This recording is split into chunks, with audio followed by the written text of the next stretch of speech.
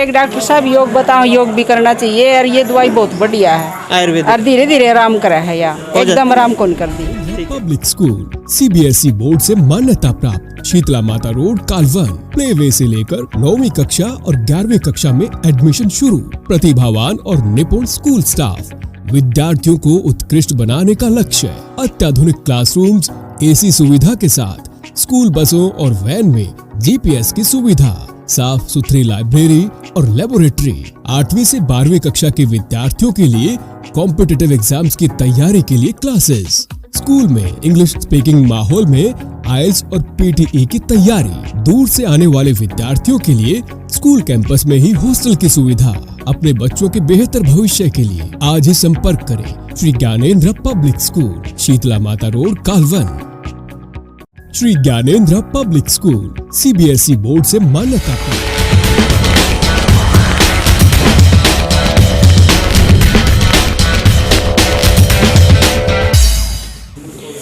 नमस्कार, आप देख रहे हो नरवाना की न्यूज़ और मैं हूं आपके साथ वीरेंद्र शर्मा। मैं इस टाइम मौजूद हूं गांव फुलिया कला के अंदर, जो कि नरवाना हल्के का एक गांव है। और हर तीसरे घर में मरीज हैं, परेशान होकर इधर उधर भटकते हैं मरीज। लेकिन आज है जो गांव के अंदर कैंप लगाया गया है आयुर्वेदिक का। हमारे साथ मौजूद हैं डॉक्टर योगेश जी, उनसे हम बात करेंगे। नमस्कार, नरवाना की न्यूज़ में सर आपका स्वागत है। नमस्कार जी, बहुत धन्यवाद आपका नरवाना की न्यूज़ का। सर, आज जो गांव फुलिया कला के अंदर आए हो, क्या कुछ आपका ये प्रोजेक्ट है? जी सर, आज हम जो यहाँ फुलिया कला के अंदर गांव के अंदर यहाँ पर इकट्ठा हुए हैं, तो हम लोगों मतलब ये हम आयुर्वेद के प्रति लोगों के अंदर जागरूकता का प्रचार प्रसार करने के लिए इसमें ये हम पूरी एक मुहिम चली हुई है। सिर्फ ना केवल अपने जींद डिस्ट्रिक्ट में बल्कि पूरे हरियाणा के अंदर भिन्न भिन्न जो हमारे आयुर्वेद के चिकित्सक हैं, अलग अलग गाँव में जाकर वहाँ पर लोगों को फ्री आयुर्वेदिक दवाइयाँ देते हैं और उनको उसके स्वास्थ्य के प्रति जागरूक करते हैं। हमारा विशेष जो वहाँ पर जाने का प्रयोजन है वो यही है कि ना केवल हम दवाइयों से मरीज़ को ठीक करें, बल्कि जो आजकल के जो समय में हम लोगों को बताते हैं कि आपकी जो बीमारी की वजह क्या है। बीमारी की वजह जो आजकल की है वो हम देखते हैं कि हमारी जो जीवन शैली है वो बिगड़ गई है। ना तो हमें हमारा जो खाना था सही ढंग से वो रह पाया है, ना हमें हमारा ये पता है कि हम किस प्रकार से हमें कार्य करने चाहिए, कैसे हमने अगर कोई वज़न उठाना है तो कैसे उठाएं। तो इस वजह से हमारे घुटनों की बीमारियां, ऐसे कमर दर्द की बीमारियां, इस प्रकार की जो मोटापा है वो ज़्यादा मात्रा में बढ़ रहा है और इस प्रकार की जो डायबिटीज़ की बीमारी है, ये सारी बीमारियां हमारी जीवन शैली में जो परिवर्तन आ रहा है उसकी वजह से बिगड़ रही हैं।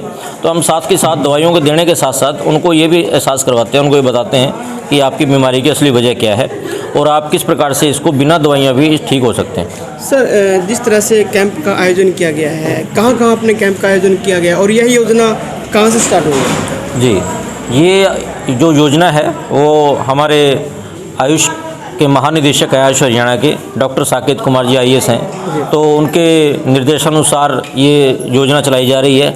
और जींद डिस्ट्रिक्ट में हमारे डॉक्टर साहब हैं जो हमारे जिला आयुर्वेद अधिकारी हैं, उनके दिशा निर्देश के अनुसार ये हम योजना पूरे, जिनका नाम दिलबाग सिंह जी है, उनके योजना के अनुसार हम ये योजना पूरे जींद डिस्ट्रिक्ट में हम चला रहे हैं। और इससे पहले भी हमने जो गांव है, गांव खरड़वाड़ है, वहाँ पर ये कैंप लगाया था और ऐसे ही जुलेड़ा के अंदर कैंप लगाया था। तो उसको जो उसकी सफलता, बड़ी अपार सफलता हमें देखने को मिली है कि जो लोग वहाँ पर दवाई लेने गए थे, दवाई लेने हमारे पास आए, तो हमने उनको जो बातें बताई उससे प्रभावित होकर वो हमारे पास जो जुलेड़ा में हमारा सेंटर है, Ayush health and wellness centre है, जिसको हम गवर्नमेंट आयुर्वेदिक डिस्पेंसरी बोलते हैं, तो वहाँ पर वो हमारे पास दोबारा भी आए और हमसे दवाइयाँ आगे लेके गए और हमसे जानकारी भी प्राप्त करने के लिए कई लोग हमारे पास आए। ये जो योजना है हमारी, इसके बाद जैसे अगर गाँव को हम कवर करेंगे, इसके बाद हम स्कूलों में भी जाएंगे, क्योंकि आजकल अभी एग्जाम वगैरह का समय है, इसलिए अभी स्कूलों को हम नहीं जा रहे हैं, अभी गाँव में जा रहे हैं। तो स्कूलों में जाएंगे, स्कूलों में बच्चों को बताएंगे कि किस प्रकार से आप स्वस्थ रह सकते हैं और बिना दवाइयाँ हम अपना जीवन यापन कर सकते हैं। जी, हर घर के अंदर मरीज मिल जाएंगे आपको, लेकिन आयुर्वेदिक क्यों ज़रूरी हो गया सर? हाँ, हर घर के अंदर मरीज मिलते हैं, इसमें कोई शक नहीं है, क्योंकि आयुर्वेद कोई ऐसी एक विशेष कोई दवाई नहीं है अभी जिसको हम दवाइयाँ अन्यपैथी हम कह सकते हैं। आयुर्वेद क्या है, जो हमारी आयुर्वेदिक दवाइयाँ होती हैं ये हमारे आसपास मौजूद होती हैं।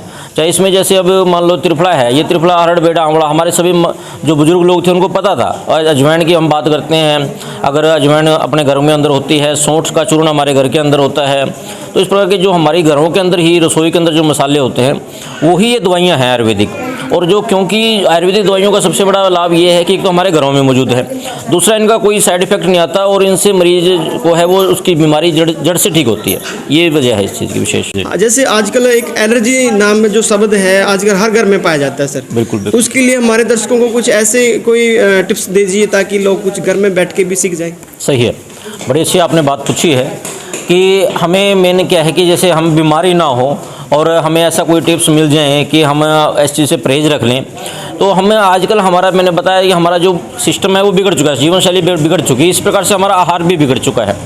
हमारे आहार के अंदर हम क्या है कि ना हमारे कोई सिस्टम नहीं रह गया खाने का, हम कोई भी चीज़ें इकट्ठी मिलके खाते हैं। अभी थोड़े दिन पहले जैसे मूली का सीज़न था, तो दूध के साथ में कई लोग मूली को उसको मिला के खाते हैं। जब मूली की सब्ज़ी है तो उसको दूध के साथ खा रहे हैं, या फिर हम दूध को है जैसे सब्ज़ी बनी हुई है, खाना बना है तो उसके साथ में दूध ले रहे हैं। तो कब इसमें क्या है कि खाने के अंदर हम नमक डालते हैं और दूध जो मूली है वो भी विपरीत आहार विहार है दूध से। इस वजह से वो जो दोनों मिलके जो उसका साइड इफेक्ट आता है ना, वो इस प्रकार से कई बार चर्म रोगों के रूप में भी बाहर आता है।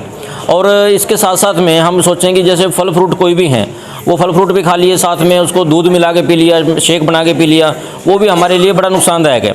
और ऐसा ही हमारे क्या रहता है, कोई प्रोग्राम होता है शादी विवाह का, वहाँ पर हम ये नहीं देखते कि हमने पहले क्या खाया था। कभी गर्म खाया है तो ऊपर ठंडा ले लिया है, और साथ में कोई ना कोई चीज़ें, कोई अगर दूध की कोई चीज़ है थोड़ी देर के बाद दही वाली चीज़ ले रहे हैं, साथ में नमकीन चीज़ ले रहे हैं। तो वो सारी चीज़ें मिला के जैसे हमारे को बड़ा परेशान करती हैं और हमारे शरीर को दूर रोगों से युक्त कर देती हैं। और साथ में जो बात चर्म रोगों की है, अगर हम सोचें कि आजकल के मौसम में चर्म रोग क्यों बढ़ रहे हैं, क्योंकि हम देखते हैं कि आजकल बहुत सा जो इस्तेमाल होने लगा है पेस्टिसाइड्स का आमतौर पे, और जो हमारी महिलाएं आमतौर पर कई बार खेतों में से कोई घास वगैरह लेके आए या इधर उधर जाती हैं, तो वो जो पेस्टिसाइड्स हैं उनकी वजह से भी चमड़ी के रोग बढ़ रहे हैं। और जो आजकल वातावरण के अंदर भी, क्योंकि जब अगर सभी जगह धुआं रहेगा, ऐसा इन्फेक्शन जो की चीज़ें रहेंगी, तो वो चमड़ी के रोगों का कारण बनते हैं।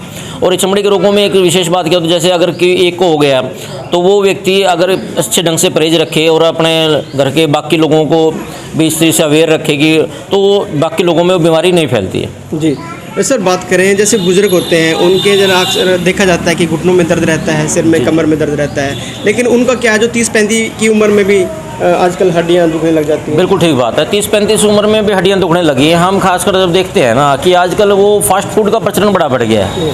कि पहले के टाइम में क्या था कि हम देसी खाने हमारे होते थे जिसमें हम मोटा अनाज इस्तेमाल करते थे।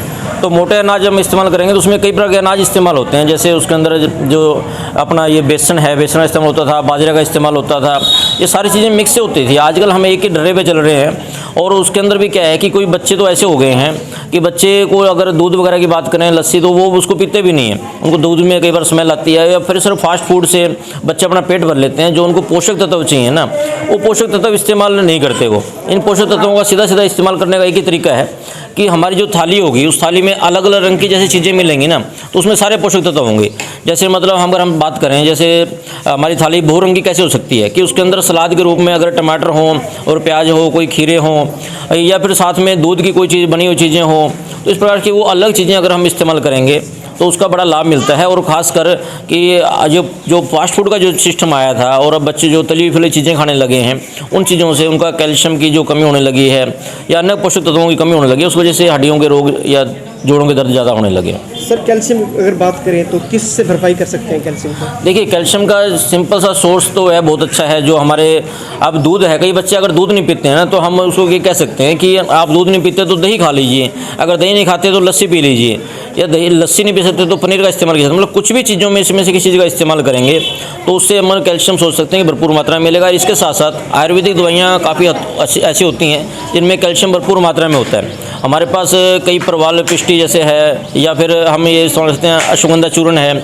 स्थावरी चूर्ण है, उनमें भी हम कैल्शियम उसका भरपूर मात्रा में वहाँ पर देखने को उसके अंदर मिल सकता है। इसके अलावा आप हरी पत्तेदार सब्जियाँ वगैरह हैं, उनके अंदर कैल्शियम और आयरन दोनों चीज़ें भरपूर मात्रा में होती हैं, तो उनको इस्तेमाल करेंगे तो कैल्शियम भरपूर मात्रा में मिलेगा। धन्यवाद डॉक्टर साहब, जानकारी देने के लिए आपका बहुत बहुत धन्यवाद। शुक्रिया, और आपका भी बहुत धन्यवाद कि आपने इस मुहिम को आपके माध्यम से जन जन तक पहुँचेगी और आयुर्वेद का जन जन तक प्रचार प्रसार होगा। शुक्रिया आपका। धन्यवाद सर। तो ये डॉक्टर थे हमारे योगेश जी, जिन्होंने एक ऐसे सही ढंग से घर बैठ के, जो मरीज घर बैठे हैं वो इस वीडियो को जरूर देखें, ताकि घर बैठ के कुछ ऐसी जानकारी आपको मिले कि आप रोग मुक्त हो। आप हमारे साथ बने रहिए नरवाना की न्यूज़ में। मैं वीरेंद्र शर्मा। जय हिंद, जय भारत।